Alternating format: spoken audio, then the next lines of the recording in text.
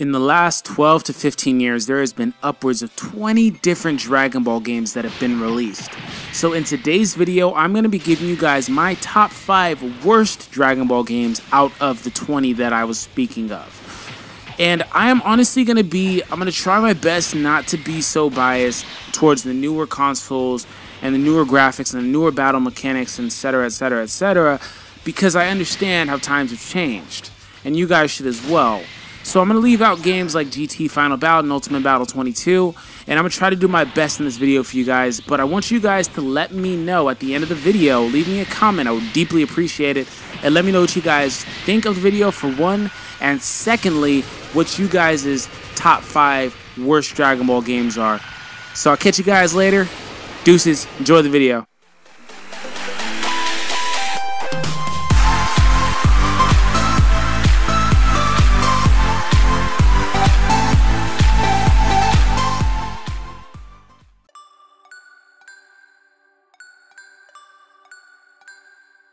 Dragon Ball Revenge of King Piccolo. This was a Wii game. I'm not sure if it came out on the other consoles. I know me personally, I got it for Wii. Honestly, I'm not a very big fan of just the flat out Dragon Ball games. They do the Dragon Ball adventure type of run through level type of missions.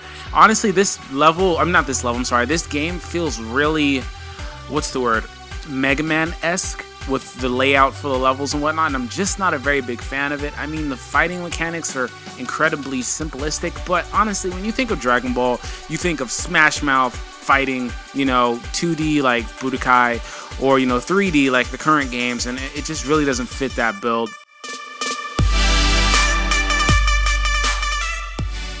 Number 4 is going to be Dragon Ball Z Attack of the Saiyans. This is a Nintendo DS game. Honestly, I am a fan of the Supersonic Warriors game and the Haruka Densetsu games. But this game, honestly, I didn't like it personally because of how it's really similar to a Final Fantasy type of feel. Like, it just has that, like, same concept for the first game. They don't fit, you know, this general sort of Dragon Ball mantra that we have, in the sense that they kind of take more after other games, but they're just kind of reskinned with Dragon Ball characters. So in this essence of this game, it's really just based off of, you know, the story, but the layout and everything seems like a Final Fantasy game, and I'm just not a fan of when games do that. I understand the limitations on the DS, the original DS, which is the console that this came out on, but at the same time, they had Supersonic Warriors on that console, and it fared pretty well. So I'm just critical of that. Like I said, I like Haruka Densetsu, which is not on my list, of course, because I liked it. Honestly, this is just my personal opinions. This isn't something like a review for if you should go buy it or not. I'm sure there's other videos like that on YouTube, but that game is like pretty much a card game. It's pretty much like a proto Dragon Ball Heroes, except it doesn't have all those what ifs, and, you know, it's just like a card game type of, you put the card down, they do the fighting. So I am more okay with that than I am with this, honestly. It may sound a little bit weird to you guys, but I just am not a fan of whenever, like in the previous number 5, where that one seems more like it's based off of Mega Man, based on a level structure, and this one seems more like a Final Fantasy. You know, you run, you fight, you have your 3 guys laid out there, you choose what they're going to do, and when you're out, you run through the level. It just seems like a Final Fantasy game to me more than it seems like a Dragon Ball game. So that's number 4. Alright, so number 3 on my list is Dragon Ball GT Transformation. So this is a Game Boy Advance exclusive. Honestly, growing up when this game came out, I was probably like 8 years old or something like that. A lot of you guys know how old I am. It's not a big secret. Some people are really secretive. I personally don't care. But this game came out back then, and growing up, I thought it was one of the coolest games ever. I remember my cousin had it, and I would always come out and try to steal it from him.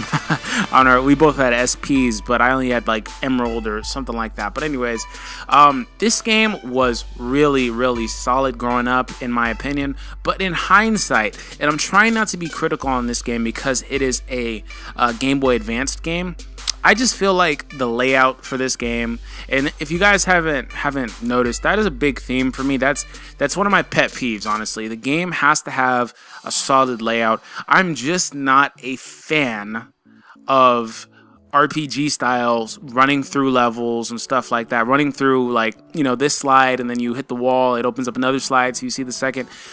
I'm just not a fan of that. I mean, I thought that this was awesome because it was a GT game back when, you know, GT was airing, and it was awesome. The timing of this game was awesome. I would probably still play it, but the battle mechanics on top of the layout were garbage. Just flat out, the battle mechanics were garbage, but at the same time, like I said, I'm trying not to be biased towards newer consoles and compare this to a console system when in reality you only had 4 buttons, the 2 shoulder buttons and A and B on the Game Boy Advance, and, you know, of course the directional buttons, but those don't matter. So there was limited ways that you can actually play the game, so I get that. But honestly, this is a top 5, and I said ranging back from PlayStation, so this game definitely came out after the PlayStation.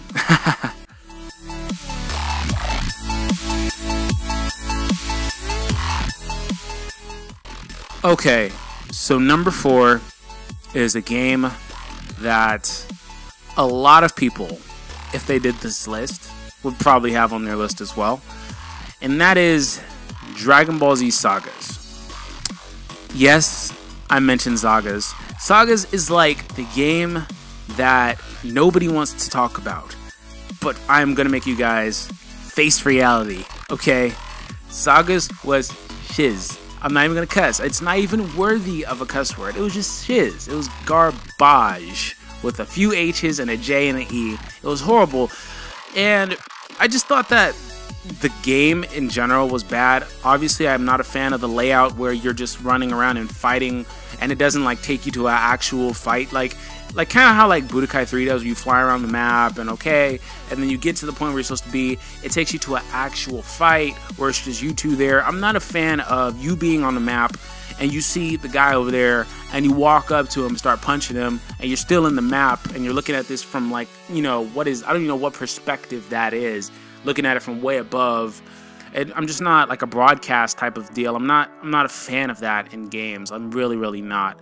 I'd prefer, like, you know, you get in a fight and it zooms in on you guys and it's just you guys there, kind of like how Budokai did.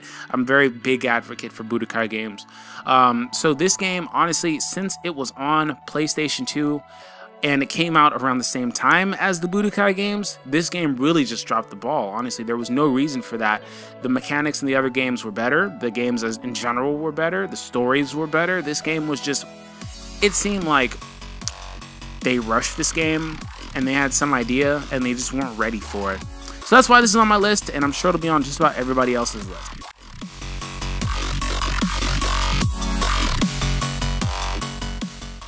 And now, it is time for the one and the only numero uno, number 1, the undisputed worst Dragon Ball game in my opinion. If you guys are ready, I'm gonna start. Somebody need to hold me back.